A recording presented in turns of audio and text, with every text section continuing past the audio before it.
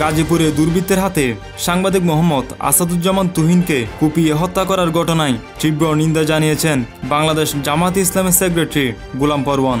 বৃহস্পতিবার রাতে নিজের ভেরিফাইড ফেসবুকে এক পোস্টে তিনি এই নিন্দা ও প্রতিবাদ জানান। পোস্টে জামাতের সেক্রেটারি জেনারেল বলেন, বৃহস্পতিবার রাত 8:30টার দিকে গাজীপুর মহানগরীর চান্দনা চৌরাস্তা এলাকায় একদল সন্ত্রাসী ধারালো অস্ত্র দিয়ে কুপিয়ে সাংবাদিক আসাদুজ্জামান তুহিনকে নৃশংসভাবে হত্যা করে। তিনি দৈনিক প্রতিদিনের কাগজের গাজীপুরের প্রতিনিধি হিসেবে দায়িত্ব পালন করেছিলেন।